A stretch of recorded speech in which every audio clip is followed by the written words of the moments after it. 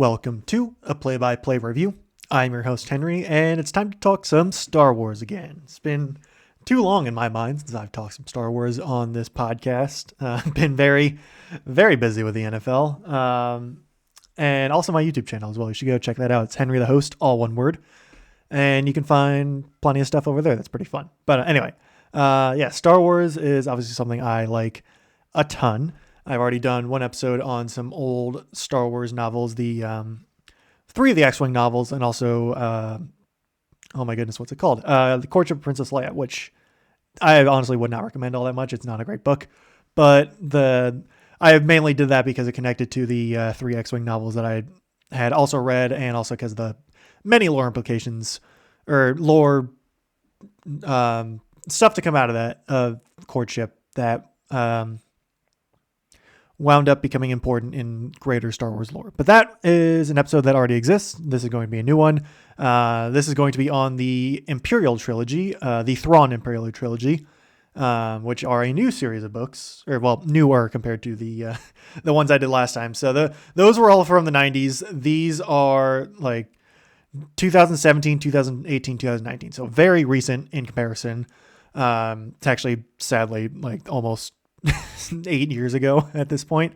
The first one came out April 11th, 2017. So that is over 8 years ago. Now that I think about it, 8.5 years ago, almost 9 years ago, which, 2017 being 9 years ago is crazy. But anyway, so the Thrawn trilogy is, you could actually describe three different trilogies as that. So Thrawn is the character of Grand Admiral Thrawn, who was first introduced in the novel Heir to the Empire, which came out in 1991. I talked a little about that in my context part of the previous episode, but basically the very TLDR of it is that Thrawn is a Chiss who is not human. He is basically humanoid, but has blue skin, glowing red eyes. They are a species that exist over in the unknown regions. So if you have never seen a map of the Star Wars galaxy, basically think of just your normal spiral galaxy and like put like a crescent moon on or just a crescent shape on the right side or like the right half of the galaxy. And that's like the quote unquote known galaxy. The like left half essentially is what's known as the unknown regions, which, as the name implies, they're like the normal like main society, like various, Republic or Empire or whatnot, don't usually go out there all that much. Like a lot of that is just, as the name implies, unknown to them. The Chiss live out in that section of space along with millions of other species, but that's not super important. But anyway, Thrawn is one of them. He is this absurdly good military commander. Like he is like Sherlock Holmes levels of like deduction skills and intelligence combined with like tactical prowess that literally no one can match. Like he is better than everyone else by a large margin. And that's like his gimmick is that he is a gimmick in the sense, like his kind of main character trait is that he is absurdly good at commanding like tactics, strategy, military stuff. He's very blind when it comes to politics, and especially when it comes to the Empire. And so while he was introduced merely as a Grand Admiral and the heir to the Empire, as the first name of the book implied, as his character got expanded, because he is a very beloved character. He's one of my favorite characters in Star Wars. He became more of an anti-villain in a sense, where he started out more of a flat villain to start, but he has since become more of an anti-villain where his motivations are more for the, like he's desiring the greater good for the galaxy, because he has fought extragalactic threats and intergalactic threats and wants kind of a galaxy spanning regime to work together to combat these threats. In Star Wars Legends, that was largely the Yuuzhan Vong as it got expanded.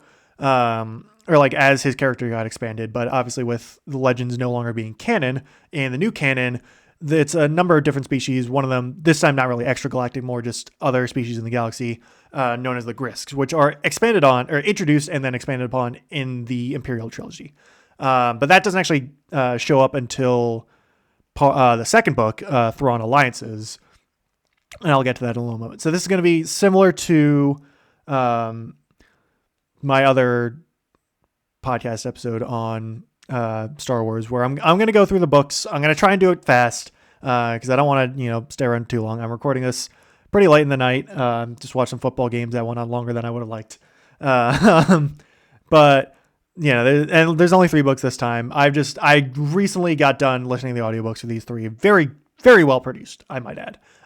They were narrated by Mark Thompson, and he does a bunch of Star Wars novels, like a lot of Timothy Zahn stuff. So Timothy Zahn, I might not have mentioned this yet, is the author of the trilogy that I'm talking about. He wrote probably like 30 plus books in the Star Wars lexicon between Legends and canon. He wrote the Heir to the Empire trilogy. So he is the creator of Thrawn, and he was brought back to write a new Thrawn trilogy for canon after Thrawn was reintroduced in Star Wars Rebels in either 2015 or 2016. I don't remember which year it was specifically, but it was around that time, essentially. Maybe it might have even been 2017, but I don't think it was then. But yeah, like Thrawn had recently been reintroduced to Star Wars canon in the animated series Star Wars Rebels, and Zahn got to come back and write a new trilogy, all revolving around Thrawn. He actually wrote 2. So he wrote the Imperial Trilogy, which I will be talking about, and I swear I'll get to in a sec. And then he also wrote the Ascendancy Trilogy, which is more of a prequel trilogy detailing Thrawn's younger days in the Chiss Ascendancy, which I've not read yet. I think I started the first book there, but that's something for another time, essentially. But anyway, the Thrawn Trilogy, or the Thrawn Imperial Trilogy, I should specify, that I'll be getting to, is just Star Wars Thrawn. It's just Thrawn is the first book. Thrawn Alliances, and then Thrawn Treason. Treason especially, I really loved that book. That book, so good. It took me probably like a month to get through the first book, just Thrawn. And then it took me like probably a week and a half, 2 weeks to get through Alliances. It took me like 6 days, I think, to get through Treason. And not because it was shorter. I think it's actually longer than Alliances. It was just, I was having so much fun listening to it. I could not put it down, essentially. It was so good. But anyway, I'll get to that in a sec. We'll start with Thrawn, the book. It's tough when the novel is literally just his name, and nothing else. But yeah, so this one, it jumps around dates essentially in the Star Wars universe. It kind of, because it's an origin story for how Thrawn rose to power within the Empire. Since at this point he's in his like 40s, I think. He's already dealt with a bunch of stuff in the Chiss, which gets later expanded on in the Ascendancy trilogy. Once again, I've not read it, so I can't speak on it all that much. But basically, the start of the novel has Thrawn moored on this planet out in kind of the unknown regions.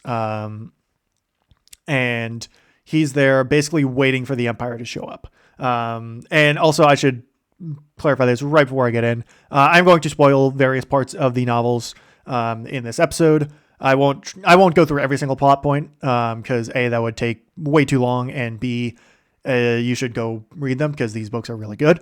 But I will be spoiling various aspects of these novels just because it's easier to go through them without trying to dance around spoilers. It just makes it easier. But anyway, so the Thrawn, who is moored on this planet, and initially when he's talking to the Empire a little bit after, he says it's that he was exiled there. That was actually not the case. This was actually a whole plan by Thrawn and the Ascendancy to get him established within the Empire, because Thrawn wants to basically assess the Empire and see like if they're worthy to be allies with the Chiss, and if they're worthy in his mind to be good enough to take on the various threats, including the Grisks, that he views as important enough to like take as seriously as they do and like to go on this type of mission. So there's sort of three main characters in the first Thrawn novel. So there's obviously Thrawn himself. Then there is Eli Vanto, who is starts out as a simple cadet in the Imperial Academy. Eli is one of my favorite descriptions of here. I'll find it in a second. But he is from Wild Space, or like the region in the galaxy known as Wild Space, which is kind of like it's like past the outer rim, essentially. Like it is out like so far away from the core that like most people in the Empire probably don't even know it exists, or like know the region but couldn't name you a single planet. It's I don't know if there's like a real world comparison to it, but it's like it's if you're living in like America, it is like over in the like over in New Zealand or something like that. Like it's that far away. And so Eli's described by like the elites, or like the snobby Imperial core worlders, as a quote unquote backwater yokel. And Mark Thompson, the narrator for the audiobooks, gives Elias like a bit of a southern twang to him, and I think it works really well. And Eli's great. He's such a fun character. Where he's a nice guy. Like he doesn't really buy into a lot of the Imperial propaganda. Like he still very much believes in the Empire. But he's not really a bad person, I would say. And that's one thing that's interesting reading through all three of these novels, is that you're following kind of villain protagonists in the sense, because they're obviously working for the Empire, and the Empire is awful. Like it is a terrible organization, commits, vast amounts of war crimes and genocides and everything under the book, is led by the worst person in the galaxy, in Darth Sidious. And Thrawn's not exactly like a person with upstanding morals either. Like he is someone who views the greater picture and certainly is willing to sacrifice when it is necessary. So I'm not like trying to excuse Thrawn or even Eli, because they're working for a terrible Empire. However, it's as characters themselves, like Thrawn's fine. He like in the sense of like morality, like he is definitely not the worst person in the world. Eli, like you could reasonably see Eli working for the rebellion if circumstances went a little bit differently. Like the whole reason he became a cadet was because his family, who owns like a shipping business out in Wild Space, was like, that'll do good for you. You get some education, essentially. Like they're just sending him off to college pretty much, because at this point the Empire is like the only major galactic organization that exists. And so at this point, like Eli's like probably like a freshman in college or something like that, like the equivalent to like a freshman in college. And he's like being taken along with this group of Imperials out to this random planet in middle of nowhere, essentially, and to help out, to like investigate some disturbances which Thrawn is causing. And after Thrawn basically just schools the Imperials for like a solid chapter, basically just doing what he does best and just making everyone else look like fools in a military sense. Thrawn gets caught on purpose, and he's talking with the Imperial captain Voss Park, who's actually, funnily enough, a character in Star Wars Legends, who is kind of the Eli Vanto in a sense of Star Wars Legends, where he was sort of like Thrawn's protege, and did a lot with Thrawn in various legend stories. In this case, it is Eli. In canon, it's now Vanto, who is the protege, and works a lot closely with Thrawn through, well, really just this first book, but I'll get to that later.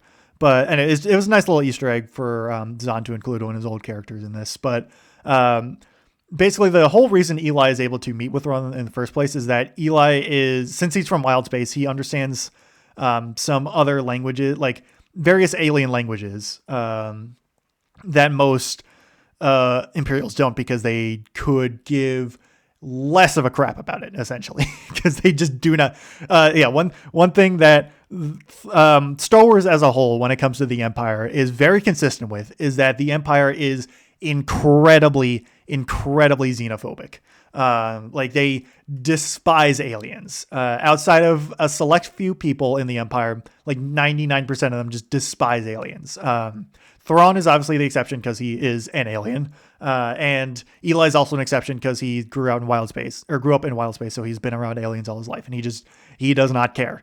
But it's a common theme, and just something like that like exists in the back of like all of these stories, is that the Empire just does not like aliens at all. And it's a big theme in this first one, in Thrawn's origin story, because it's kind of shows a little bit of how he overcomes a lot of the prejudices in the Empire to basically go from, like, a lot of people kind of think he's like this affirmative action hire almost, is like what I can equate it to, or like this like pet project that the Emperor is doing, because there's a bunch of theories that they throw around in the book of why Thrawn is even in the Empire in the first place, when he's like starting to rise up in the ranks, since the like core world Imperials who hate aliens are like, there's no way this alien could ever be commanding a ship that I would command.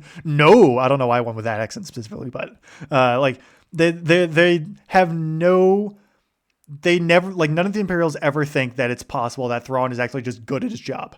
And that's something that Thrawn has to overcome in this book. But I'm skipping ahead of myself a little bit. So anyway, the reason why Eli and Thrawn are able to like meet up is that since Eli is able to understand the language that Thrawn speaks, that basically no one else on the Imperial ship is able to do. So Eli basically acts as Thrawn's translator for their first meeting, and Thrawn is able to convince the Captain Park to take him back to Coruscant, because he basically name drops the fact that Thrawn wants to meet with the Emperor because Thrawn once worked with the Jedi General Anakin Skywalker back during the Clone Wars, and that raised a lot of eyebrows. And funnily enough, the next book, Alliances, actually details that encounter.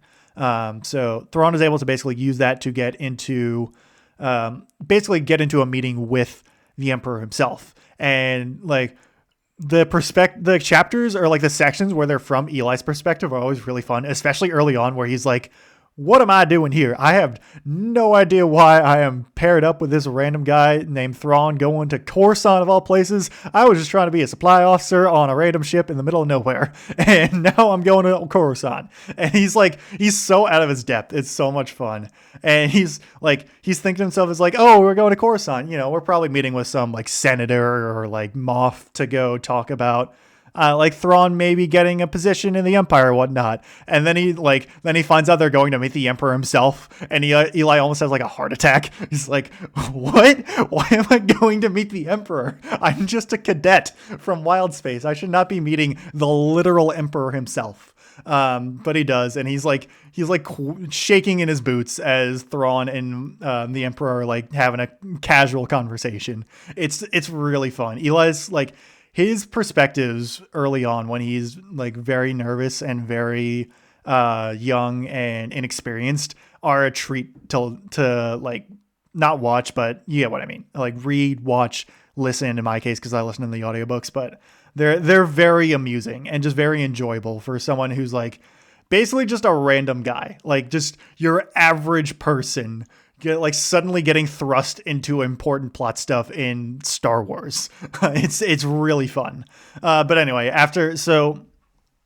Thrawn and Eli get sent to the Royal Imperial Academy on Coruscant itself, and it's another one of Eli's great little moments. Is like, why am I here?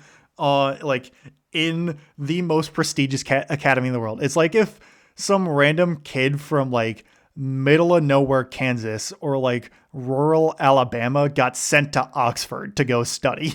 That's like what he was at, basically. And this at the academy itself, where Thrawn and Eli learn for like 6 months or so before they are able to get graduate. It's like they lay it heavy on with the like discrimination and the like prejudice that Thrawn faces. Like less so with Eli, more so with Thrawn. Like basically everyone there hates Thrawn because he's an alien. And Thrawn basically is able to just like he's works a lot with Eli, where he's very like he understands why, but he also wants to understand through Eli more so like he gets that they hate them. He's like wanting to understand through Eli why they do. Like, why is it that they don't just accept Thrawn? Cause like he gets that xenophobia is a thing. He's not really sure why it is. And he's not really sure why, he proves himself time and time again that he's really good at his job. And like, he's a really good student, but he's still unsure why, like all these other students still hate him. And, it's a good dynamic that starts really in the classroom setting, where Thrawn, while he is significantly smarter than Vanto when it comes to being a military officer, he still has to rely on Vanto a lot for various intricacies about like politics and human interaction and like how the status quo in the Empire works. And that kind of is sort of a running theme between them in this first novel. So meanwhile, there's also one other character that I haven't introduced yet for the main characters. Again, I did mention that there are three. So the other is Arinda Price. And if you've watched Star Wars Rebels, you would know that she is a prominent figure in the later seasons in that show. So Price is a local of Lothal, which is the main planet in Star Wars Rebels, out in the Outer Rim. And Price, she is, at the start of the novel, daughter of a prominent mining family, in the sense that like her family owns a prominent mine on Lothal, like mines for various ores and stuff. But almost immediately her mine gets seized by basically by the Empire, who has like recently claimed or like taken over Lothal, or like integrated Lothal into the Empire. And it's like this big conspiracy with the planetary governor, Ryder Azadi, who, fun fact, is actually voiced by Clancy Brown in Star Wars Rebels, and also played by him in live action in the Ahsoka show. Clancy Brown, who, among many other roles, is the voice of Patrick Star in SpongeBob, and also Lex Luthor in various DC animated shows. He's also in Highlander. He's in a bunch of stuff. He's awesome. Clancy Brown is so cool. But anyway, it's the conspiracy is Ryder Zadi, the governor, Senator Ranking, the Lothal senator, and then also just the Empire itself, because they're basically the Empire is like seizing up all the mines on Lothal for their own purpose, essentially. But they're like nationalizing the mines for all the resources that they can get. And Price and her parents get backstabbed, and then she basically is able to maneuver her way into working for Ranking on Coruscant, so she can, still like try and make a name for herself and do various different things to try and move up in the political sphere, because otherwise she would basically have nothing. And also partly to get revenge on Ranking, which she eventually does. But anyway, this novel is both an origin story for Thrawn in the Empire, and also a little bit of Price, of her ascension to the governorship of Lothal, and how her relationship with Thrawn evolves to a tense, not necessarily friendship, but like working relationship. Like they're tolerant of each other, I should say, and they rely on each other, even if as things progress, Thrawn grows more and more irritated with Price in Star Wars Rebels. But that's not in this book. That's as things goes on. For this one, it's more so as the book goes on, Thrawn and Price slowly start to work together to help each other. And it's an interesting dynamic. I will say that the Price sections, while they're not bad, they're definitely the weaker aspect of this book, because they're usually some pretty interesting looks into like how the Empire works politically, and like and it's some good political intrigue and like political thriller stuff with her scenes. But a lot of times when I was listening through them, I was kind of just like, all right, when can we get back to Thrawn, essentially, because it was like, they were fun, but I came here for Thrawn, and we're not at Thrawn at the moment. And the Thrawn sections were usually just better in general. But it's not to say the price ones were bad. They're just weren't quite as good because Timothy Zahn is a really good writer when he's writing Thrawn. He just knows how to write the character, and it shows every time. And he now at this point it had been almost 30 years since he had first written Grand Admiral Thrawn, so he knows what he's doing. So as the book progresses, and after Thrawn graduates, he brings Eli along with him, basically as his aide. And Eli's initially not very pleased about it because he really just wanted to be a supply officer because he's really good with numbers. That's the one thing that Eli knows, and what Thrawn knows is that Eli is really good with numbers. The one thing that Eli doesn't know, but Thrawn does know after a little bit, is that Eli is also pretty good at just tactics in general. Not Thrawn levels, but good enough that Thrawn basically tries to mold him into the best officer he can. And it takes a little while for Eli to realize this, but once he does, it's he slowly grows to appreciate Thrawn more and realize that while he certainly could have been a supply officer, essentially, there's a point in the novel where Eli's thinking to himself, it's yeah, my career path, the best I could have gotten, the best where I was imagining I could have gotten as a supply officer, and the dream there would to be the chief supply officer on a Star Destroyer. And that's the dream. That was his dream job almost. They're the dream scenario for a supply officer of his caliber. He could have gotten to be the chief of his section on a staple Imperial warship, which is a high position. Not trying to dissuade it all that much. It's a fairly high position, and it's it would have been his peak had he gone supply officer route. But as he when he's with Thrawn and he realizes that he's being more just a general military officer, a command officer, he's oh no, I'm not going to be a supply officer on a Star Destroyer. I'm going to be a commander of a Star Destroyer. That's where I'm heading at this point, and it kind of scares him. But it's the realization there was really fun. But as it takes them a little while because they start Thrawn starts as a lieutenant, Eli starts as an ensign, and they're serving on this picket cruiser or something. It's a Gozanti cruiser, actually, is what it is.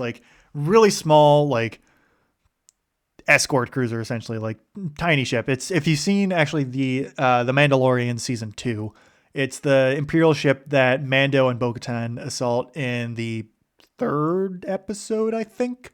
It's a small ship, but it's one where he starts out, and it's the Thrawn sections there are that he slowly rises through the ranks and slowly goes up in size of ship, different types of ship, as he is he is basically the pattern is that he gets transferred to a ship. The initial commander isn't really fond of him, but after a little bit they understand it's oh yeah, Thrawn is actually really, really, really good at his job, so I should keep him around. Then the Empire is someone in the Empire who doesn't like Thrawn gets wind of it and basically just messes things up. And his first command, the captain of the ship, basically gets forcefully transferred to somewhere unknown for no other reason other than that he was basically a supporter of Thrawn, and wasn't unsupportive of Thrawn, essentially. And then the captain that replaces him is incredibly antagonistic towards Thrawn. But then eventually Thrawn does good enough where he gets promoted. Although this is after a big section where we meet the main antagonist. I'm not going to say villain because he's not a villain. The main antagonist, Night Swan. His real name is Neville Signey, but he usually goes by Night Swan over the course of the novel, and he's basically a freedom fighter.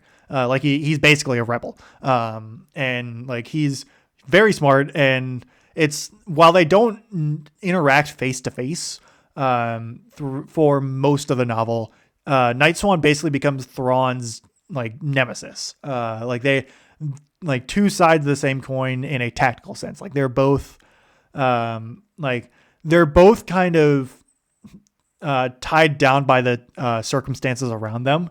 But like if they had a huge amount of resources to their disposal, they would be doing insane work for their sides.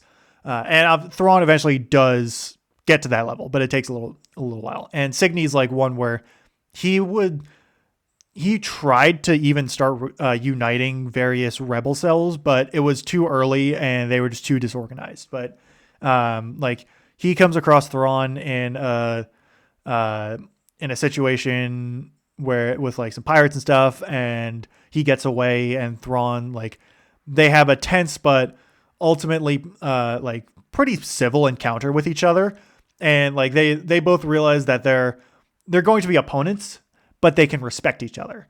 And it's like a very fun chess game that they have between each other for like the next 6 or 7 years, I think, for however long this goes. So I think it's actually a lot more now that I'm looking at it. It's actually for the timeline of this novel, because I always forget how long it goes, but it's actually 17 years is the whole timeline of the novel.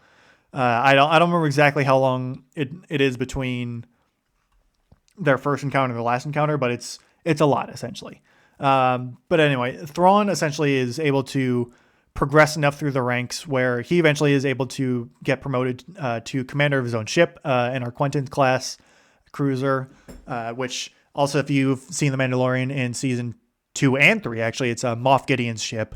It looks like a kite or like an arrowhead with 3 engines on the back.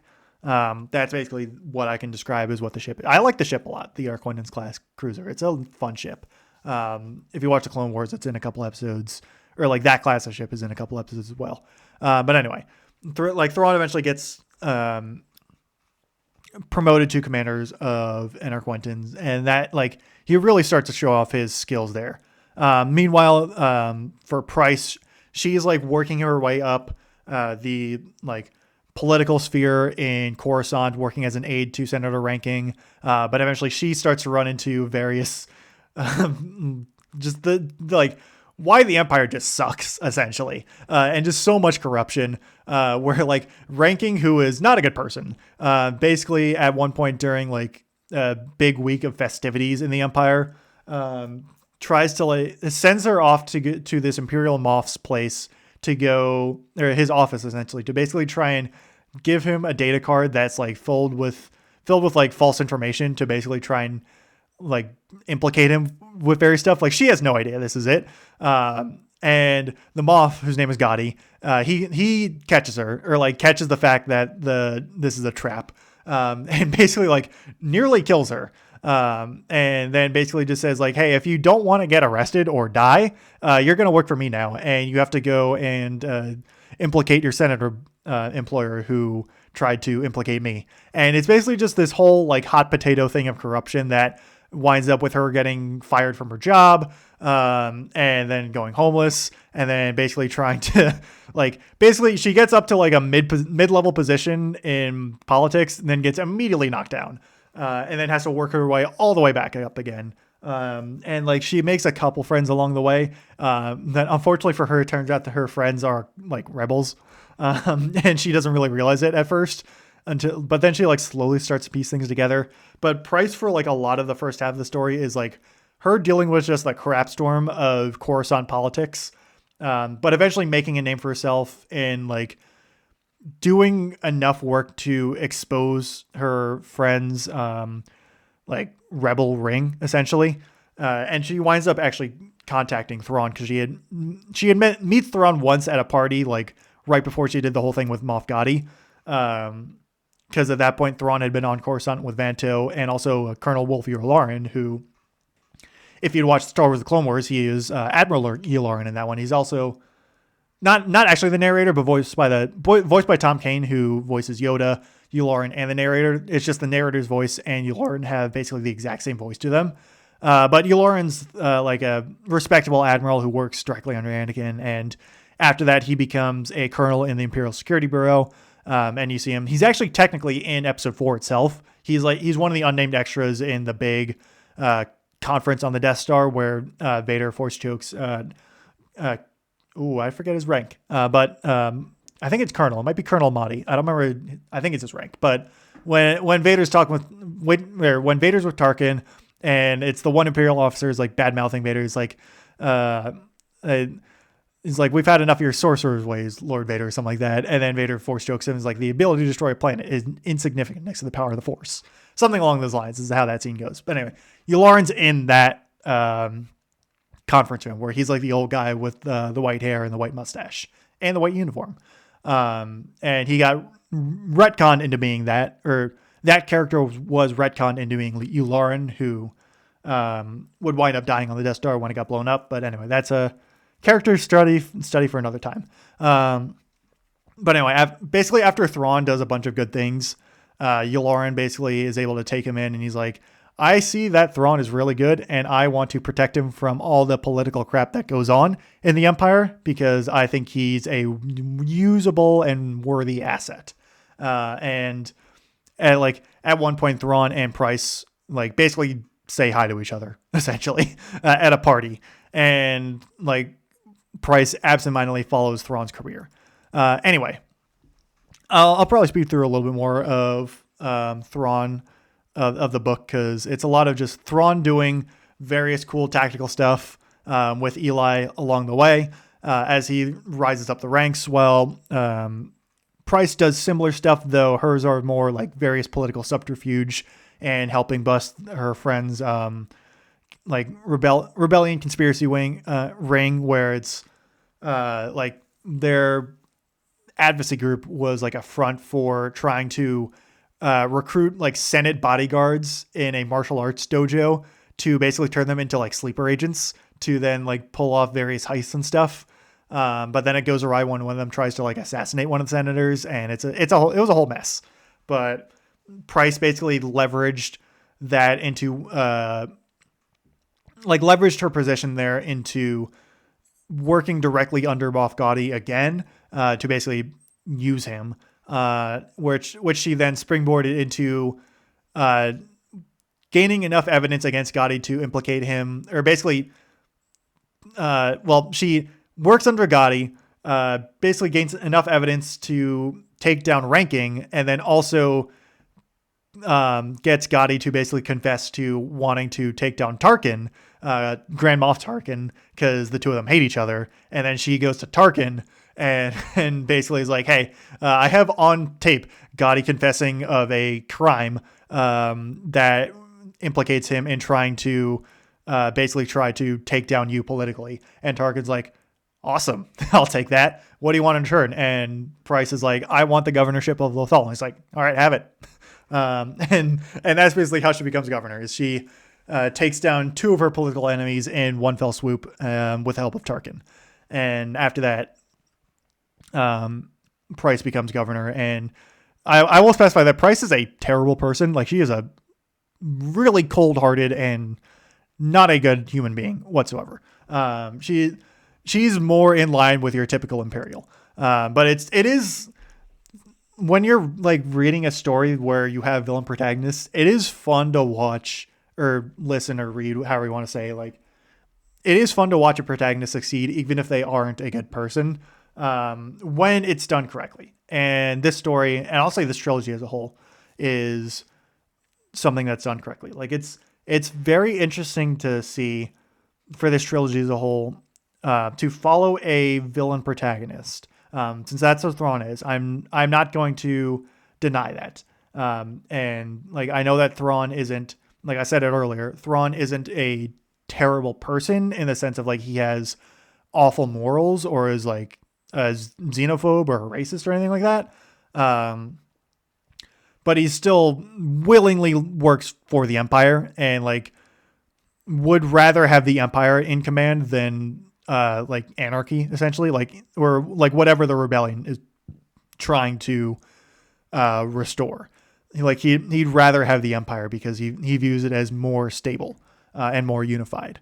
And with that said, it's interesting to read a story, 3 stories actually, following him especially for a character who pretty much throughout all three of these novels never fails. And that I think is arguably the more interesting one. Like, Thrawn is someone who basically never faces a major setback in any of these three novels. And yet, following him throughout these three novels is so much fun. And it's done in a way that is enjoyable. Like, for me at least, every time, like, seeing Thrawn do his thing, as a commander, is just, it makes me smile every time. It's just so, like, Timothy Zahn writes it so well, and it's like half the time you can even see it coming. Like, there are times where Thrawn even spells out exactly what's going to happen, and I still have a smile on my face when I'm seeing it happen. It's like, it's just like, I always like watching, like, in real life, I like watching people do things that they're good at and like do it well. That's just something that I enjoy doing. And then I think it's kind of translated a little bit to this, where it's like, I'm following a story where this character is the best at his craft, like better than literally everyone else in the galaxy at military tactics. And for a series that is, Star Wars, it's a military, or like a, armies, space battles and all that, like, for someone who is the best of the best at dealing with all that kind of stuff, to see him in his element do better than everyone else, with a lot of times with people just completely doubting him, is just incredibly fun.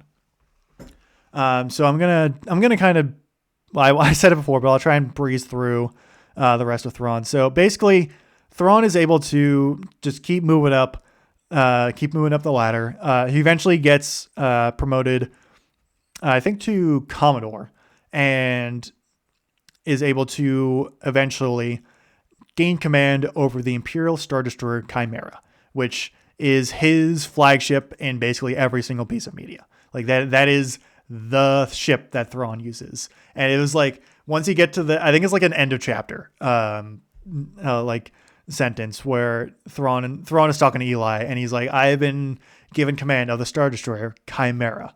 And it's like goosebumps moment right there. Like, it's, you hear that, and it's like, oh yeah, here we go. Cause it's, once he gets onto the Chimera, like, this is Thrawn. It's, like, I think he gets promoted to Admiral by then. And after that, it's like, he's no longer the, like, unknown entity in the Empire. Like, he's gotten to a high rank, and people know it now. And there's like, it transitions more from, an origin story to Thrawn doing Thrawn things. And it's also where his story bleeds in with Price, because they have to deal with this insurgency on a planet where Price's parents live. And it's also where Night Swan's stirring up stuff. And Thrawn is able to, with Eli's help, start basically suss out the plan and come up with his own plan after a different admiral basically screws up the first assault on the main insurgent base that they have, where it's like this island base with like multiple surface battery turbo lasers and ion cannons. And the admiral before Thrawn, who's like basically politicked his way into taking on the assault, basically just screwed up and like just was bashing his head against the wall. In this case, the wall was a shield generator. And Thrawn, who was assigned his own planet to go like deal with, because there's like multiple different insurgencies going on in like the same sector. Thrawn was like, you know what? I'm gonna leave my second in command to go and deal with that. Eli, come with me. We're gonna take a cargo freighter and go spectate the thing at Bataan, which is where the main climax of the plot takes place. And so they basically just spectate the first battle, and Thrawn's basically just pointing out like, here's where the admiral went wrong, here's where he went wrong, and he does it like 7 different times, and he's like, all right, I know what we need to do now, and then comes back and just does that. Like, he just wins, and it's like, it's just completely overwhelming. But then, like, as the crisis on Bataan escalates, Price comes in and politics her way into going down to the surface with an ISB agent to go rescue her parents, and also try and disable the shield generator that's guarding the main, like, the main complex where the insurgents are located. And it basically turns into this whole mess where she's trying to get her parents out because she knows that stuff's about to go down and it's not going to be pretty. And the ISB agent with her is like, we need to get our job done now. I don't care about your parents. And they start to get into an argument. And Price is able to get manipulate things enough to where she's able to get her parents out, get the, and have the ISB agent plant the explosives necessary. But then he gets back early and discovers her leaving with her parents, and she's forced to kill him, and then winds up detonating the explosives to cover up his murder from being discovered by more Imperials, by Yularen's men. And it winds up being that Thrawn, who at this point had gotten all of the insurgents cornered, was trying to basically win without any civilian casualties or anything like that. And then the explosions go off and basically everyone dies. It was not good. There's tens of thousands worth of civilian casualties, and it's actually attributed to Thrawn. And basically everyone in the Empire is like, hey, great job, Thrawn, you did it. And he gets promoted to Grand Admiral because of it. And Thrawn's like, I did not want for this to happen, but okay. He really hates the fact that this happened. And he's like, yeah, I know Price had something to do with this, but I can't prove it. And at this point, doesn't matter. But he's like, he talks with Price and he's like, I know you had something to do with this. Like you're lying on some level, but at this point, the event's over. We've gotten what the mission has been achieved, or has been completed. Oh, well, but don't do that again, essentially. And they have a tense, but ultimately mutual agreement to be like, yeah, we'll work together, but that's all we're going to be. They're colleagues, essentially. And that segues directly into his introduction in Rebels, where they actually name drop baton. It's basically, think of the word baton, but add an extra N to it. And Price mentions it because it's his appearance in Rebels, his first appearance is right after he gets promoted to Grand Admiral. But yeah, it's to be honest, my opinion on the first of the three novels is that it's the weakest of the three. I like it, but I like the other two more. And I think also the longest, in the sense that it does kind of drag a little bit in places, but overall it's pretty solid. Also at the end of the story, Thrawn sends off Eli to the Chiss to go basically work for them instead of the Empire. And that gets re-explored in the third book. But for now, I will get to the second book real quick, because this one I can go a little bit faster through, I hope at least. And it's luckily the story's a bit more condensed as well. And I think that's kind of why this first summary dragged on a bit too long, was because the first one, it does drag a little bit, and it's very spread out, because the next two stories are a lot more condensed. And I think that's part of the reason why I like Alliances and especially Treason a lot more. But yeah, so Thrawn Alliances is a very interesting book in this sense that it follows two separate timelines simultaneously. It follows, well, I'll get to that and I'll go over the specifics in a little bit, but I'll throw a little bit of context in first. So Alliances takes place almost immediately after season 3 of Star Wars Rebels, where the Battle of Atollon has come and gone in that season, where Thrawn had cornered the rebels on the planet of Atollon, had basically spent the whole season narrowing down their secret base there, and cornered them. Looked like he was going to win, but due to events out of his control, in the sense of his second in command, Admiral Constantine, being an idiot, essentially, and getting his interdictor cruiser blown up, and then which allows Ezra to escape and then go to Mandalore, recruit Sabine and her family to come back and basically hop onto the second interdictor cruiser and blow it up, because the Mandalorians have armor that can breathe in space. And then also the Bendu. But no, this is kind of a summary of the finale of Rebels. Basically, a bunch of circumstances outside of Thrawn's control. He is not able to eliminate the rebels, which is perceived as a failure. And that's a theme for like every time Thrawn shows up and loses in like various, both canon and legends. It's like basically always outside of his control as to why he loses. Or it's like something he has no idea, like nothing that he could predict or like had control over is like why he loses. Like the reason why he eventually gets killed in the original Heir to the Empire trilogy is due to his Nogri bodyguard turning on him because Leia was able to unravel the plot with a Nogri where the Empire had basically been sabotaging their planet and their crops for like decades and secretly doing that. And then while on the surface, they had come in and basically said, hey, we're going to rescue you from this suspicious drought that just popped up. How could that have happened? And the Nogri are like, yay, please save us, Empire. We don't like this drought. We need food. And so they pledged their lives to the Empire and specifically Darth Vader. But then Leia was able to show up and is like, hey, guys, the Empire is the reason why your crops are dying constantly. So don't work for them. And Thrawn's bodyguard, Rook, got the message and was like, yeah, I'm going to go kill Thrawn now. But anyway, that was a bit of a side tangent. Also, spoilers for the end of the Heir to the Empire trilogy. But anyway, so Alliances takes place right after that, and the prologue is amusing because it actually is from the perspective of the Emperor himself, and he has Thrawn and Darth Vader show up in his throne room, and he's musing to himself. He's like, well, Thrawn failed. Wasn't really his fault, but he still failed. And I don't exactly trust him. I trust him to an extent, but I need to know where his allegiances lie. I also want to see how much I can test Vader's patience, because I need to be constantly pushing his buttons, because that's just who I am, because I am a terrible person. I'm speaking this from the Emperor's perspective also. I should, specify. But yeah, the Emperor is basically like, Vader, I need to test Vader's patience and I need to test Thrawn's loyalty. Luckily, I have an event that can do both.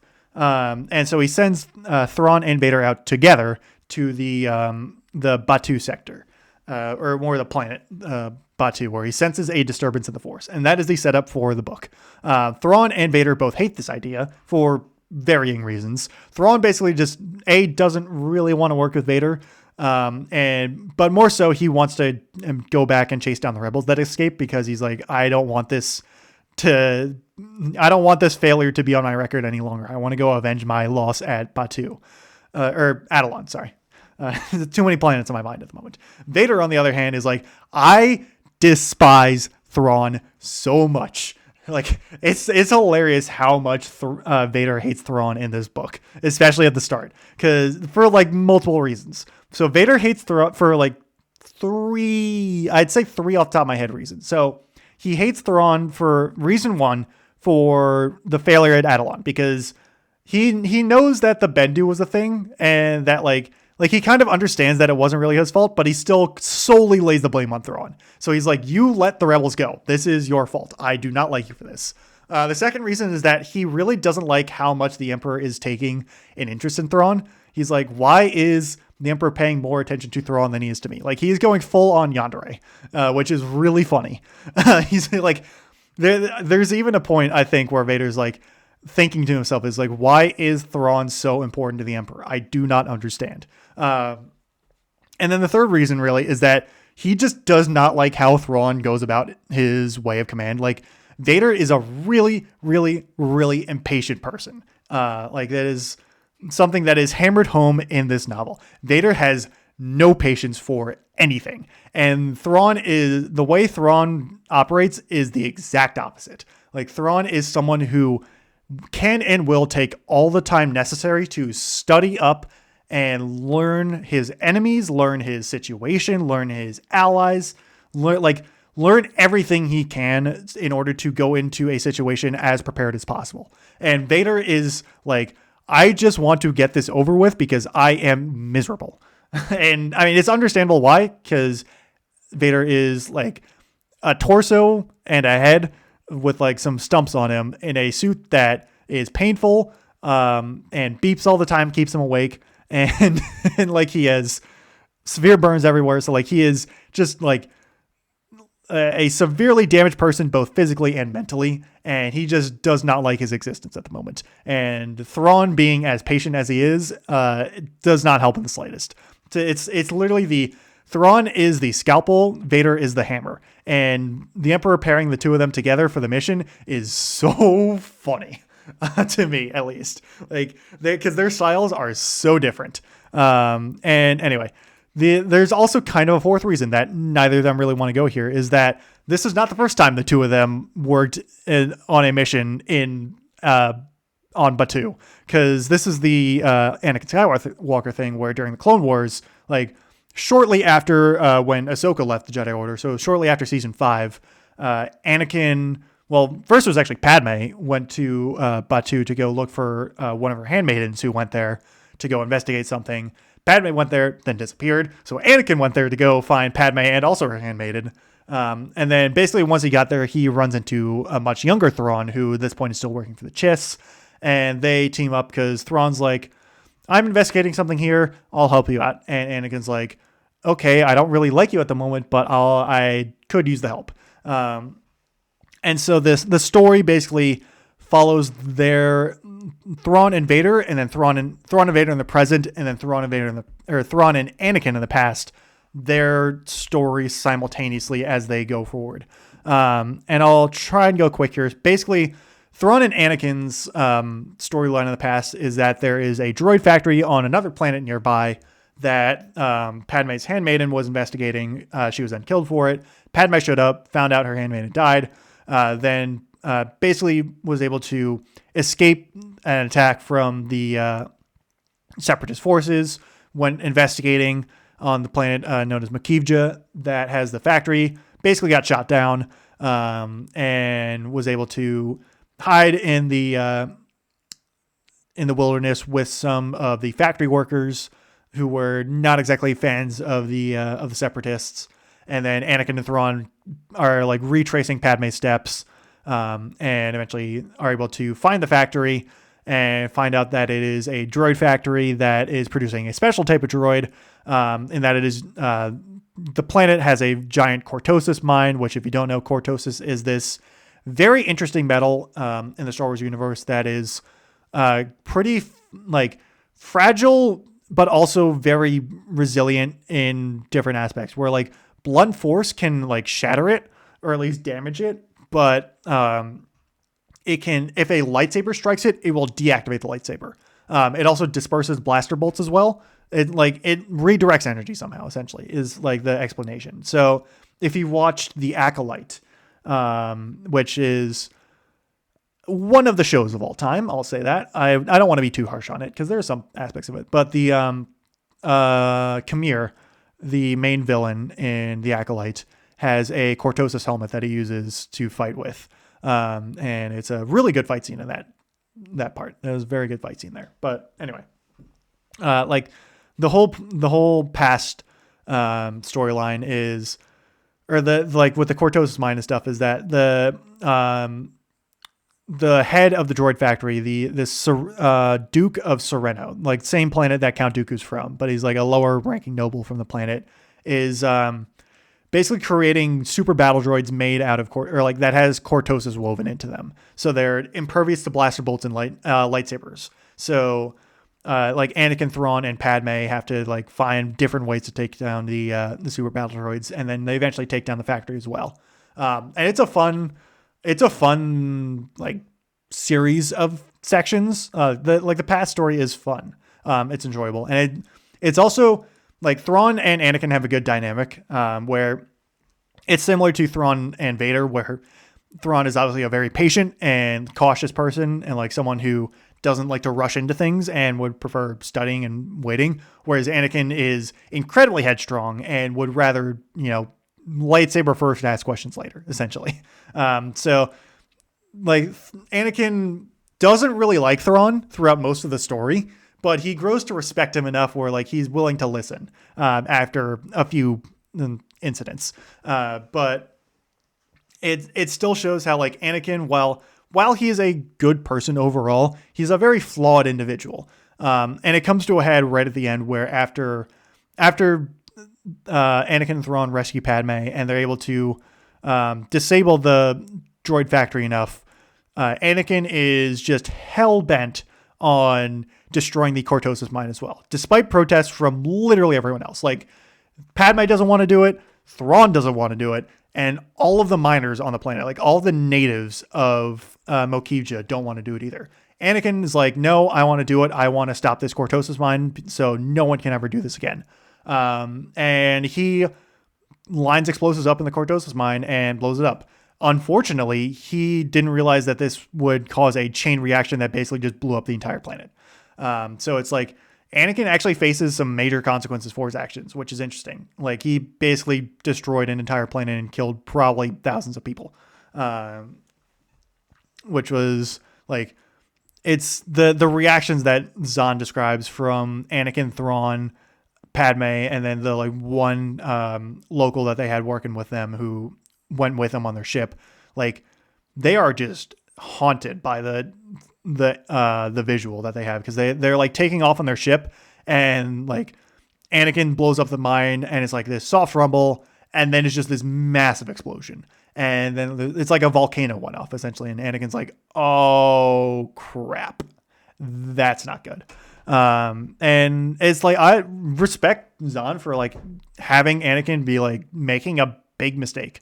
And like, it, like, no ifs, ands, or buts about it. Like, this was a wrong decision. And it's like, Anakin, while he is a good person, he does make mistakes, and this was one of them. But anyway, the Imperial storyline, which is what I kind of want to focus on a little bit more, was probably a bit more fun, more interesting, where like Thrawn and Vader show up, where Vader's basically forced to tag along on the Chimera. He's able to bring some of his own stormtroopers as well, who also are just not having a good time. Like Rook, Thrawn's Nogri bodyguard, is like sneaking around their ship all the time, and they keep like finding him, and it's like this whole like side plot of Rook getting on the stormtrooper commander's like nerves, and they just like, they hate each other. But we also get a good look at the Chimera's bridge crew. Like, we get a lot more characterization out of them in this one, especially when compared, like, them, like how they respond to Thrawn and how they respond to Vader. Specifically, the Thrawn, or the Chimera's commander, Karin Farrow.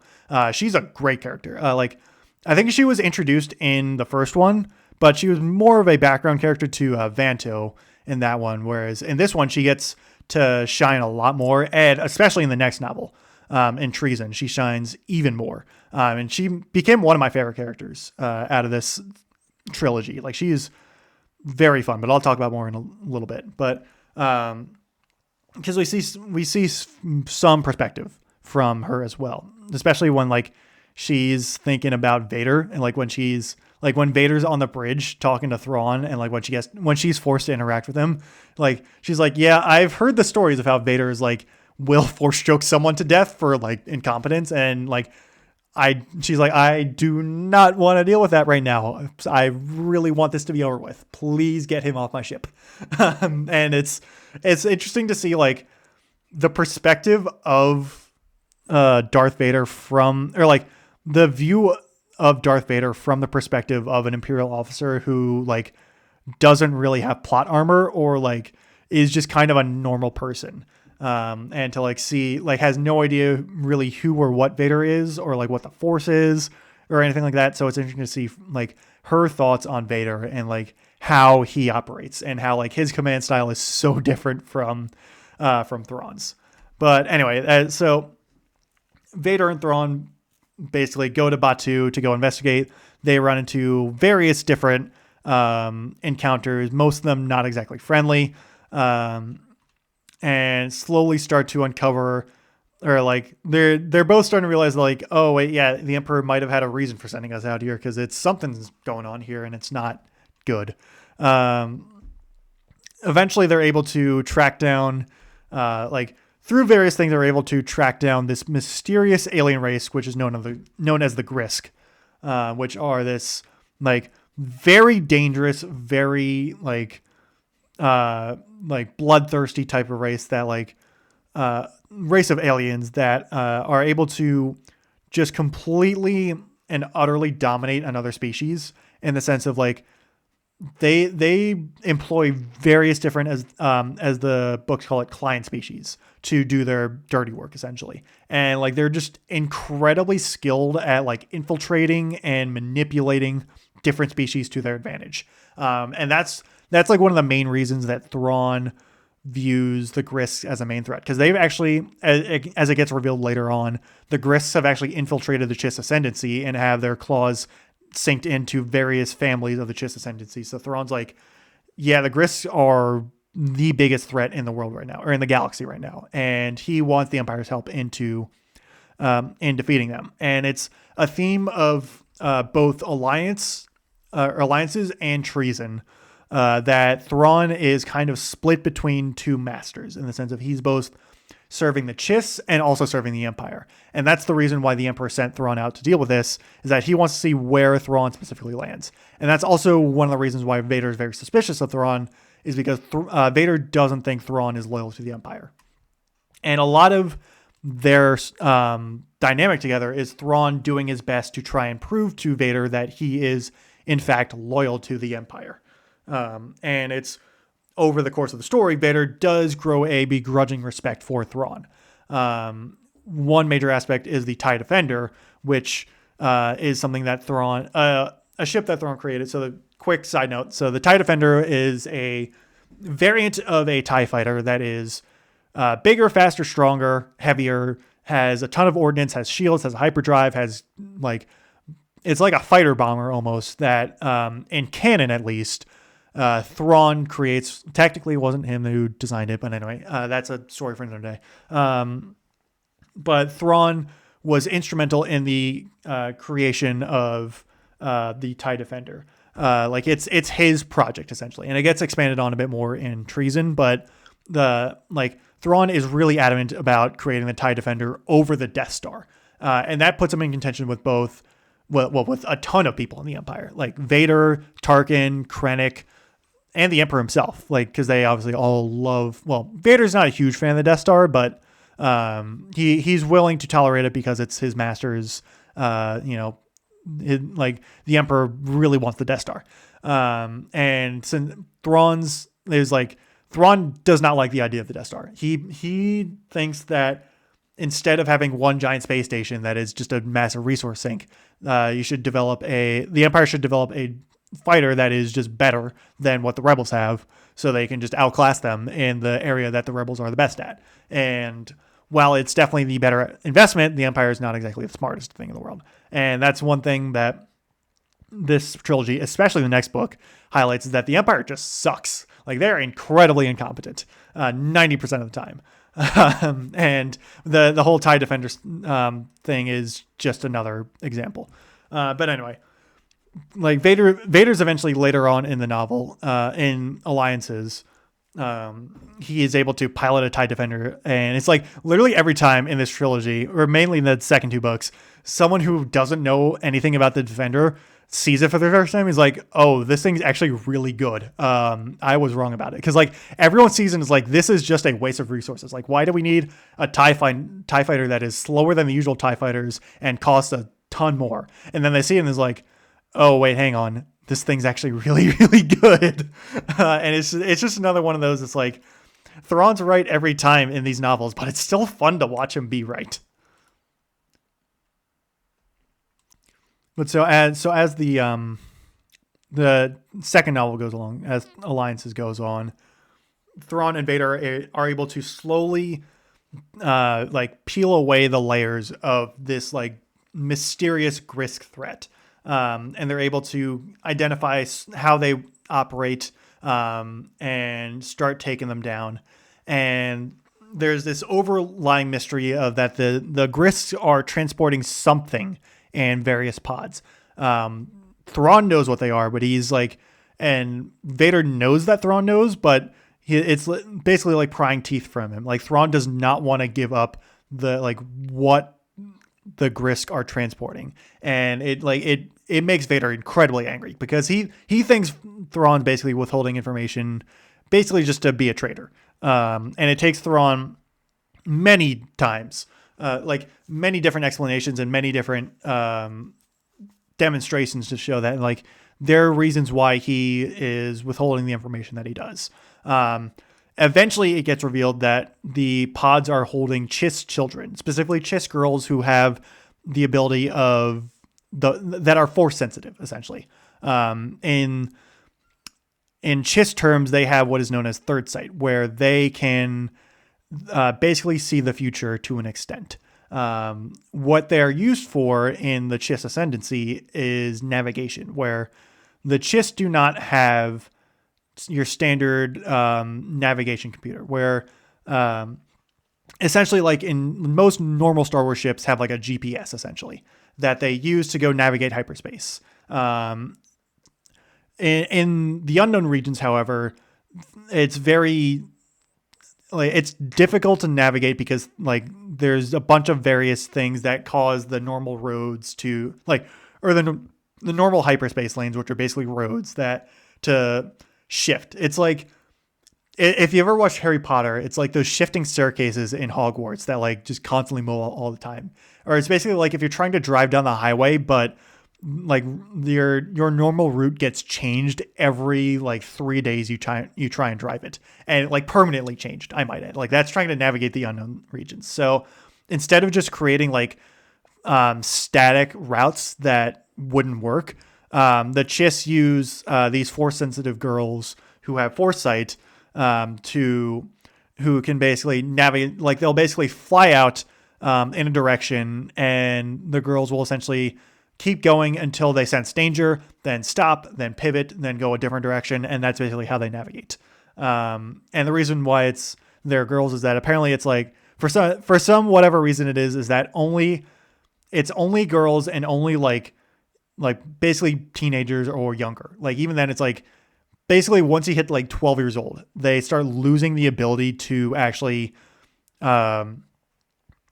perceive danger, and like they lose second sight or third sight actually, because the second sight is something that comes up next novel.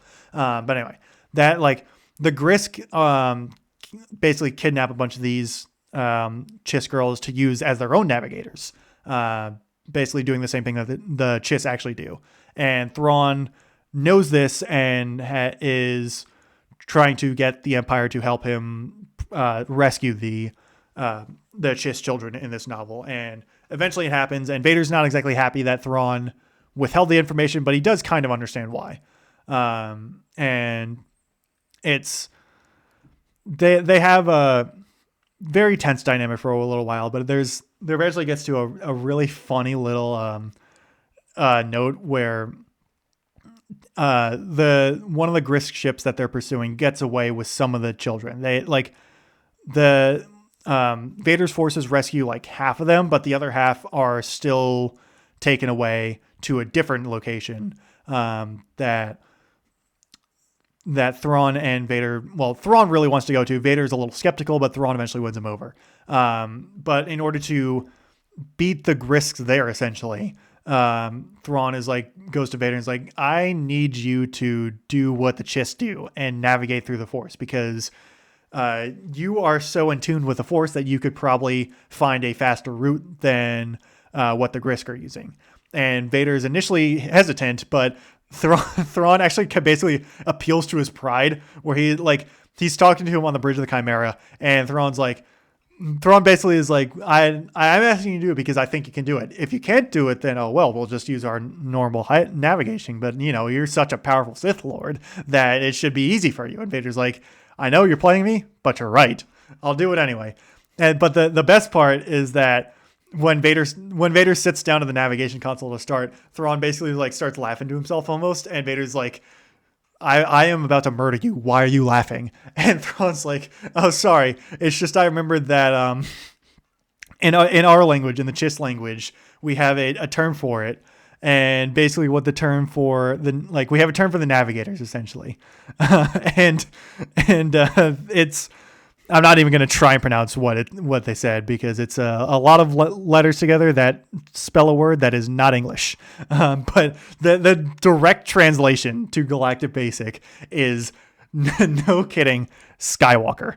And Vader is like an inch away from just throwing Thrawn out the airlock there, but he's able to rein himself in because it's like it gets to a point where like Vader's pretty sure Thrawn knows that he's Anakin, but Thrawn never directly says it, and he's like hints at it a little bit, but he's like he doesn't want to call him out on it because he's like I know you know, and I really hate that fact because Anakin Skywalker is dead.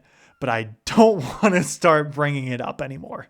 And it's such a like Timothy Zahn usually likes to include these like little like just some random really funny aspects to his novels. Like there's just gonna be some random part to it that's like just makes you smile. And this is it for that in Alliances, where it's like, of course the navigators are Skywalkers. Because, I mean, it makes sense. Like, that is kind of what they do. But it's the fact that it's Anakin Skywalker skywalking. But yeah. it's just, you could feel the murderous intent that Vader had at that moment for Thrawn. But anyways, the novel after that is pretty simple. It's like Thrawn and Vader go and find the Grist. They're able to beat him down and rescue the Chiss. And Vader grows a begrudging respect for Thrawn, though he's still not exactly. They aren't friends, but they're respectful enough. And they like Vader no longer despises Thrawn. I'll say that. And he's convinced enough that Thrawn is loyal to the Empire.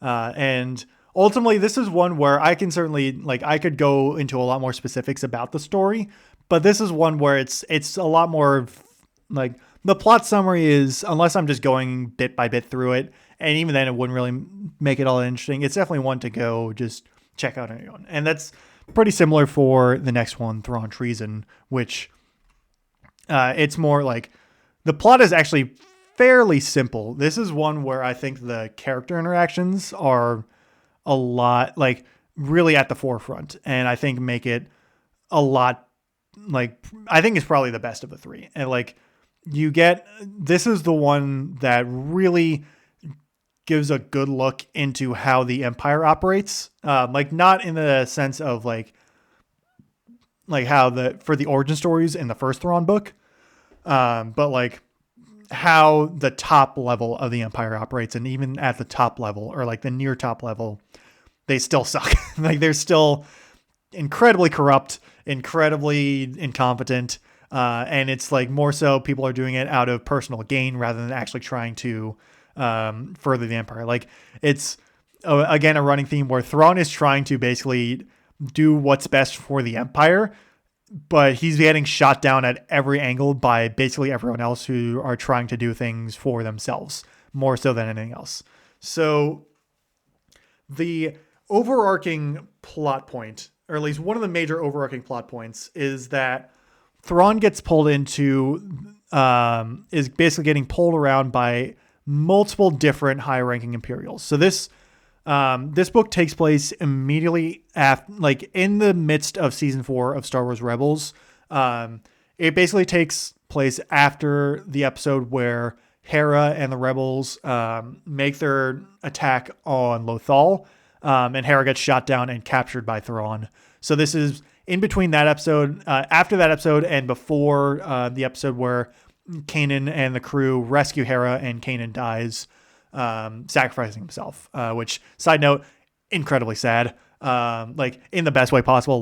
That episode was so good. And rest in peace, Kanan Jarrus. You were such a good character. Go watch Star Wars Rebels. That show is incredibly underrated. But anyway, this novel takes place in between. So Thrawn's TIE Defender facility on Lothal is in full swing. He has kind of reestablished his image. He's thwarted a rebel attack by Hera, and he's captured her, and he's doing well. So he meets up in basically a big conference at the start of the story with, among other people, Grand Moff Tarkin, director Orson Krennic, and also a fellow Grand Admiral who is new to the story. Where is his first name? It's how do I even say this? Balanhai Savit. I think that's how you say his first name. But Grand Admiral Savit, essentially, who I found very funny that Mark Thompson, the narrator for these, he's usually he's very good, but he does tend to he has like this kind of selection of voices that he usually uses. Like he's got like very he's got characters essentially in his voice range that he uses for most of them. Like outside of established characters, a lot of the new characters are usually like you can, after listening to them enough, like there's a lot of repeats essentially. And that's not really a problem.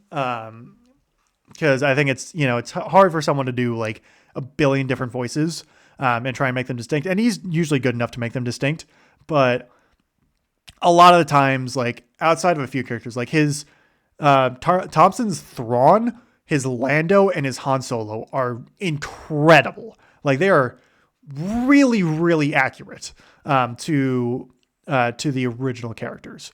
Some of his other characters, like his Luke is okay. His Anakin, not the best. That was probably one of the weaker aspects of Alliances in the audiobook, at least, was that his Anakin could have been better, I feel like. And his female characters also are like, usually tend to sound pretty similar, but I'm not really faulting him there because he's a guy. But anyway, this preamble to the fact that for some reason, I really enjoyed this though. He gave Grand Admiral Savit, basically he made him sound like Sean Connery. I don't know why, but I love it. like full on, like, yes, Grand Admiral Thrawn, I've been expecting you. And I'm not terrible Sean Connery impression on my part, but like, it's a really good Sean Connery impression that he does. It's really funny. I don't know why he did it for Savit, but it was really enjoyable. And it felt like for Treason especially, he was experimenting a lot more with the voices. And it's just another reason why I highly recommend the audiobooks for these, because they're incredible. But basically the conference that Thrawn is there with, where he's like very much out of his element at this point, because this is a political conference more so than anything. It's the Death Star construction is like just about done, and Krennic is being Krennic and basically just being incredibly grumpy and being very egotistical. Tarkin is also, well, not really being grumpy, being very pretentious and also egotistical. Savit is just kind of doing his thing, being Sean Connery. And then Thrawn's like, can I please have my funding for the TIE Defenders? Please. I really need it because the TIE Defenders are better. And Krennic's like, how dare you? And how dare you insinuate that the Death Star is, or that your TIE Defenders are better than the Death Star? I will have you know. And basically everyone just ignores him because like no one there respects Krennic, and I find it so funny. Like it's really amusing to like watch Krennic in the various things that he's in. Like watching him in Andor compared to Rogue One or in Treason, like Andor is when Krennic's at the top of the totem pole. Like you don't see Tarkin, you don't see the Emperor, you don't see Vader or anything like that. Like Krennic is the highest level official we see, and it's clear that it's going to his head where like he has no one at that point to like oversee him or like get in his way. So he will be as ruthless, as annoying, as egotistical, as just expressive and flamboyant as possible. I love Ben Mendelsohn's performance of Krennic in everything. Like, please give me more Krennics in live action so I can see Ben Mendelsohn performing them again, because he is so much fun. But like seeing him in Andor compared to Rogue One, where he is like 3 rungs down the totem pole at least, like he is getting outschooled by Tarkin and getting outschooled by Vader, and then probably by the Emperor as well. It's hilarious. And this like Treason is no exception, where like basically everyone's like thinks about Krennic. He's like, this guy is such a pretentious D-bag. Like no one respects Krennic, but it's like they have to play nice with him because he's in charge of the Death Star. And it's like, yeah, we understand that Project Stardust is really important, so we have to, of course, play nice with Krennic. But essentially what happens is that Krennic is politicking for trying to divert funds from Thrawn's Defender Project to Project Stardust, which is the Death Star. And Thrawn's like, no, I don't want you to do that. Tarkin's there, like, just kind of enjoying the show. And eventually he kind of goads Krennic into making a wager with him where Krennic's been dealing with this problem where like these basically like big ugly cousins of Minox. Think of like space bats that feast on power cables, and like big and ugly versions of them are like wreaking havoc on one of his supply lines, and it's heavily slowing down production of the final aspects of the Death Star, and even the Emperor is starting to take notice and getting annoyed. And so Tarkin was like, "Hey, how about we send Thrawn in?" And Krennic's like, "I don't really want to do that." But eventually, what happens is that Tarkin makes a wager with Krennic, where it's like, if Thrawn can get rid of the Grolix, which are the like space bats, in less a week or less, I will have the funding diverted to his TIE defenders. If not, then you can have the funding, Krennic. And Krennic's like, I don't trust you, but I agree. Like he agrees to it, but he's like still not exactly happy about it. And Thrawn's like very much just kind of going with the flow. He's like, I guess I'm doing this now. And Savit's looking at it as like, man, Thrawn is really good at military stuff, but he has no idea what he's doing here. And like Savit's interesting where like he's got his prejudices, but he's not your stereotypical Imperial. Like he's competent enough. He's pretty crafty. He's very self-serving in his own right, but it's clear that he overall wants to do what's best for the Empire. And so Thrawn winds up having to deal with this problem for Krennic in order to keep the funds for his TIE Defender program.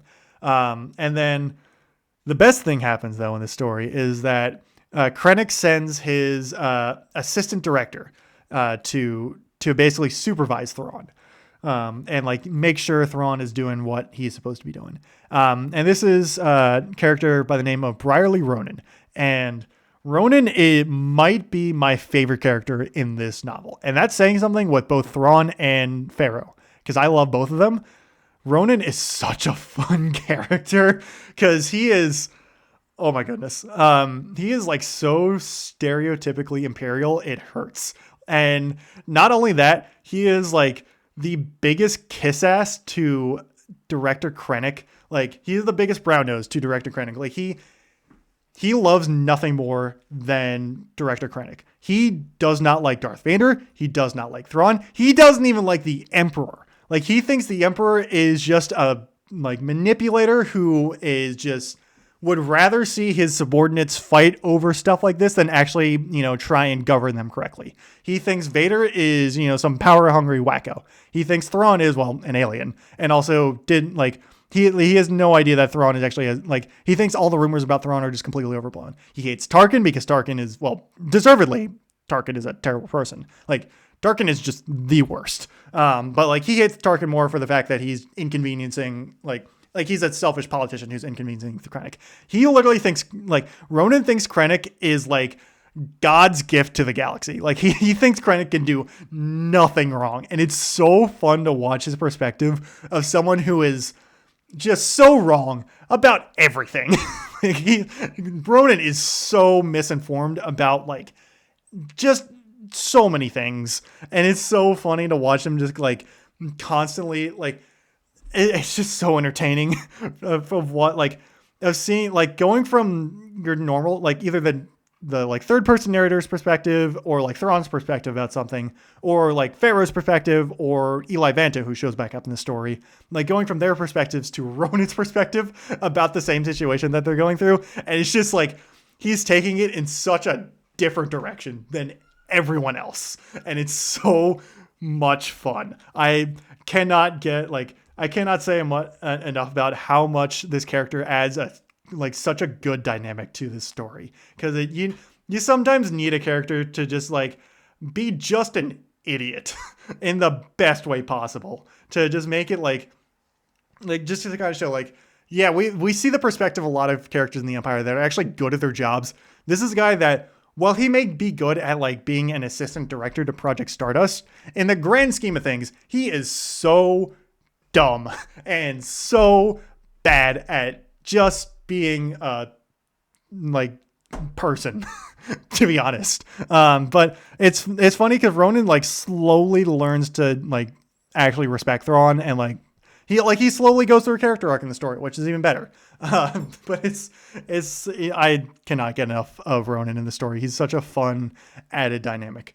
But anyway, the story progresses, and it also, we get a little perspective of Eli working in the Chiss Ascendancy. He's serving under a Chiss admiral, her name being Admiral Arlani, and she's a very smart tactician in her own right. Not quite Thrawn's level, but very smart and savvy. And we get their dynamic as well, which is good.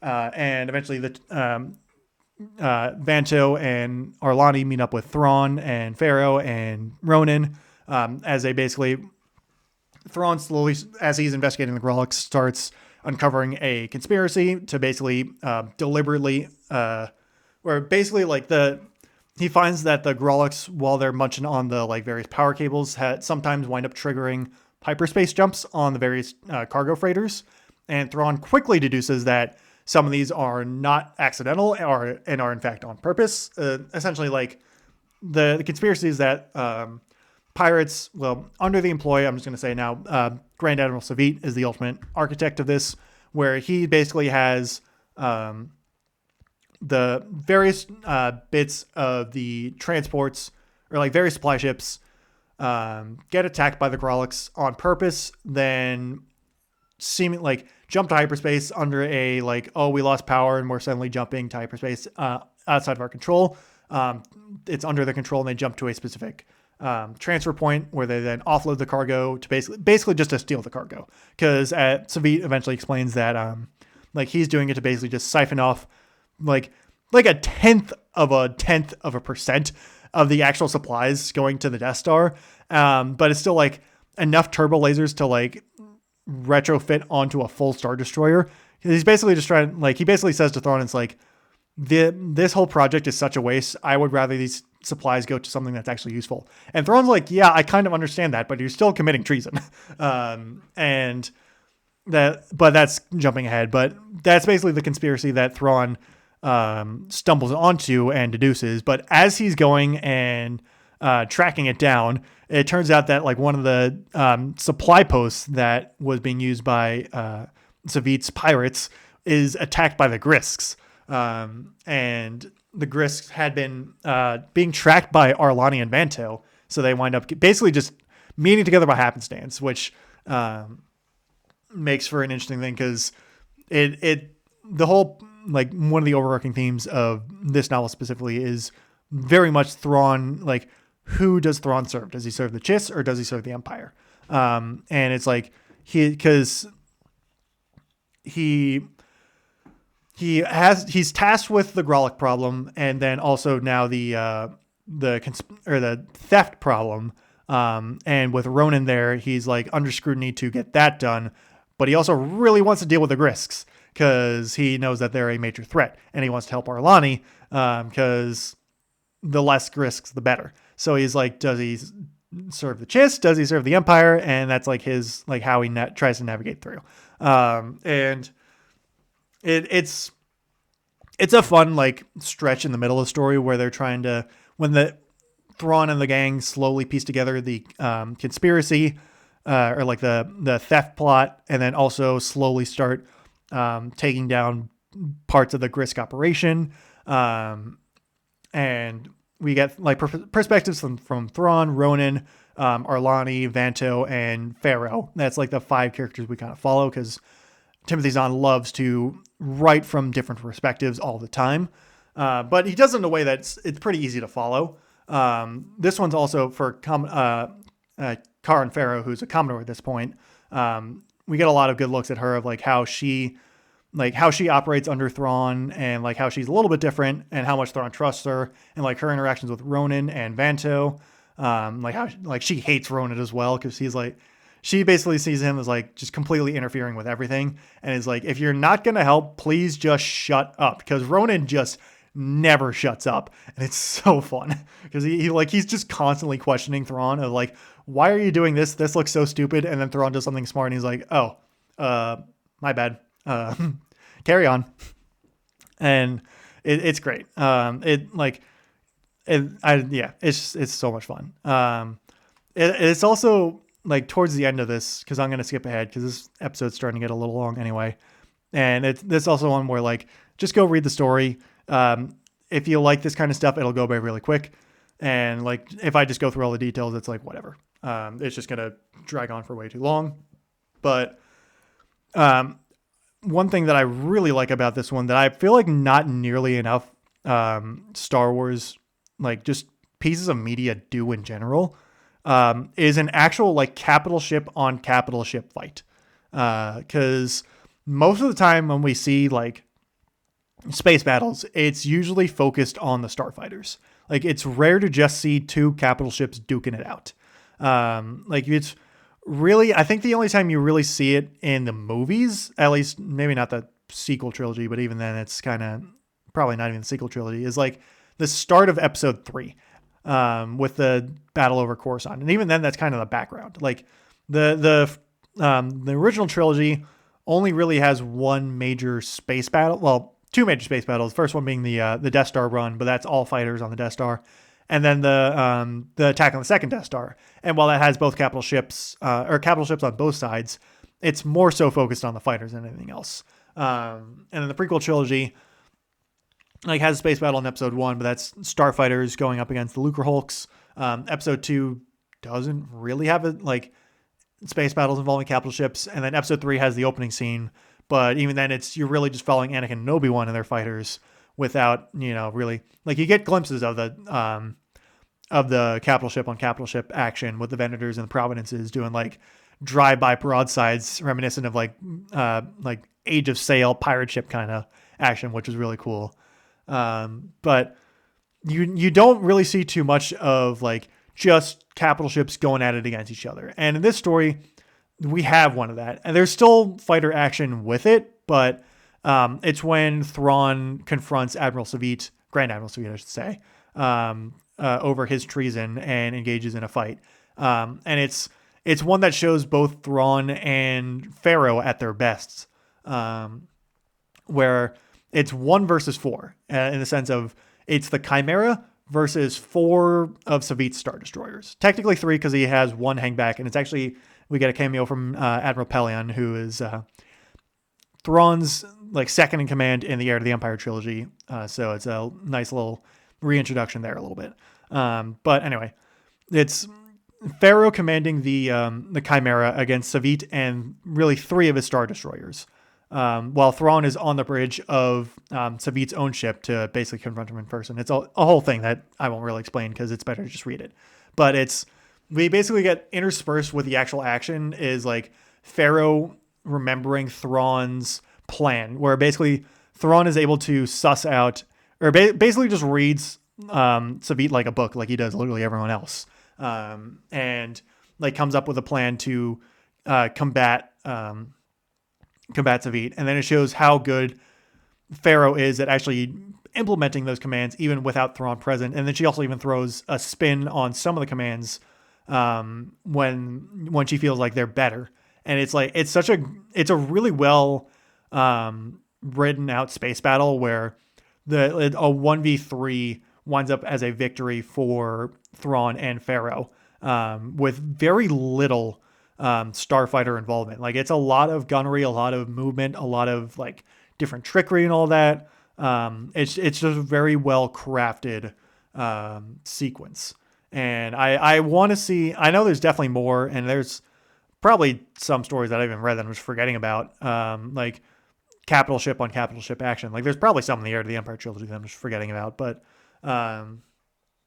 anyway, it's one where I want to see more of that stuff because I was like big space battle energy. But it's anyway. I honestly I think I kind of gone over most of Treason, like without really going into specifics. Like we get a cameo from a Imperial Security Bureau agent named Deja, who I popped off for that because in a different story, in a legend story that Zahn wrote called Scoundrels, which by the way that book is awesome. It's a one-off story following Han, Lando, and Chewie, like pretty shortly after episode 4, where they basically go on a heist. It's like it's literally Ocean's 11 but Star Wars, and it's so fun. I love that book. One of the characters in that book is an Imperial security an ISB agent named Deja, who plays a kind of minor role in that book, but he basically a version of him gets brought back in Treason for another kind of minor role, but like important but minor role. In the sense of like he doesn't have too many scenes, but the scenes he are in are important. So it was cool to see like a character that that Zahn used in one of his older books get brought back that like you wouldn't really expect to see back. But that was just another one. And yeah, go read Scoundrels. It's really good. Also, go read Allegiance, which is also written by Zahn. That's probably my favorite Star Wars book. Period. Like that, it's fantastic.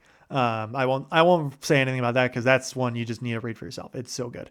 But yeah, I think honestly that's pretty much it. I think for Treason, without really going into specifics or like more specifics, it's a really well crafted story following characters. I think more so than a plot. And like you get a lot of like for Thrawn's perspective, a lot of it is more plot driven. Like you don't really get a deep character dive. I feel like with Thrawn, you get a little bit, but not a ton. But it's a lot of the characters around him, I think, are done very well, and like the focus on them is very enjoyable because like Pharaoh, like seeing her evolve and really become like almost like she almost doesn't really need Thrawn by the point of the end of the story. Like she winds up getting promoted to like leader of a whole task force by the end of it. And it's like seeing how she operates and like how much trust she places in Thrawn and like how like she is such an exemplary officer. And like why the Empire, like she is what the Empire was basically looking for, but because she served under Thrawn, there was basically no way she was going to like ever become, top rank. And then like following Eli's perspective, where he's worked for like over a year under the Chiss, or it might be years at that point, and like how he's like various different aspects of like how he's integrating himself into Chiss culture, and how he realizes like this society, while it has some parts of it are good, some parts of it are also very flawed, and I got to figure out a way to make myself useful and not fall into the pitfalls that are clearly visible. For Arlani, she's an interesting character study of like, or an interesting character to follow, where it's clear that she is very skilled in her own right, but and like her view of Thrawn is largely good, and same with Vanto, but she's like has her own flaws and has her own goals, and like how she interacts with Thrawn and the Empire, and like the challenges she poses towards Thrawn is interesting as the book goes forward. I've already said my piece about Ronan. Again, my favorite character in the book because he's just such a flawed person, but he's so fun to watch because he's like there's a point where I'm forgetting exactly how, but he basically like he's watching Thrawn and Arlani like interact with each other, and he's like thinking to himself, it's like, is like this can't be right. Thrawn can't be interacting with an admiral or like a commander of a military force that is not the Empire. Like this is treason. But is it? It couldn't be. Thrawn's too smart to not commit treason. But that can't be right because I see it right in front of me. But maybe this is actually some, big, like plot or like secret mission for the Emperor himself. Like maybe it's actually he's got like the Emperor knows this and that he's sending Thrawn out here to go spy on the other Chiss. And it's like, yes, this is actually, this is it's this whole like he gets into his mind that this is like a secret mission that Thrawn's doing to like work for the Empire to spy on the Chiss. And then it's like he thinks that like the reason he's there is to like help Thrawn spy on them. Like he because he sees this other Chiss navigator who's like this anomaly because she also has second sight, which is basically like she has the Force, and like she can like read minds essentially. And Ronan notices this Chiss woman used the Force on accident, essentially, or like it like has precognition, and he's like, he sees and like, this can't be right. Is that a Jedi? It must be a Jedi Knight. And the Thrawn, he's committing treason. He's working with a mysterious, foreign entity that is harboring Jedi. But wait, that can't be right. Perhaps this is actually just the Emperor using Thrawn to go, suss out the rest of the Jedi Knights. That's what it's got to be. And then eventually Thrawn's basically tells Ronan to go work with Aralani towards the end of the story. It's this whole thing where basically Ronan gets forced into going to working with the Chiss. And Ronan's like, well, this can't be what it is on the face. That can't be right. They wouldn't, send me out there. I'm not, I'm assistant directed to Orson Krennic. I'm not, shouldn't be sent out to the Chiss. But this, it's actually this, mysterious, secret plan to go eradicate the Jedi. That's what it is. That's what it has to be. Like he has this, like he basically gets told exactly what the plan is. It goes into his mind, and then he thinks of an entirely different reason as to why. It's so funny. And I do love characters like that sometimes, where it's like their mind is so made up and like so focused and so like warped by the society around them, like the propaganda that they've consumed and the like people they've worked under, that like simple solution, like everything has to like conform to their own little reality.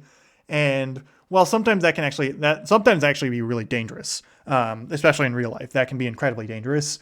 In fiction, when done correctly, it can be really fun to watch. And Ronan, I think, is one of those examples where he is an incredibly flawed character and someone who is like so limited in his perspective, but that just makes the story so much better. Anyways, I think I've rambled on long enough about this trilogy. Please go read it. It's so much fun.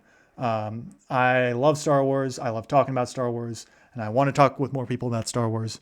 So yeah, if you're watching this like on YouTube or really anywhere that you can comment, please comment. I would love to interact more with other fans of this series because I love it so much. It's why I'm talking for almost 2 hours, which way too long, but whatever. But yeah, why I'm talking for an hour, 45 minutes on Star Wars in one episode. But yeah, anyway, that's going to do it for this one. Next episode is going to be week 16 recap, which is coming out on Tuesday, at least next episode for the podcast. Already got some crazy games so far in the NFL, that where I'm recording this on Saturday. Well, technically now it's Sunday at this point where I'm recording this. And we've already had an insane Thursday night game and an insane Saturday night game. And we still have Sunday to go. Don't ask me about the Washington Commanders, please. I'm going to cry. But anyway, it's going to be a fun last couple weeks of football. And yeah, also please check out my YouTube channel. Would love some more engagement there. But yeah, that'll do it for me. Thank you very much for listening.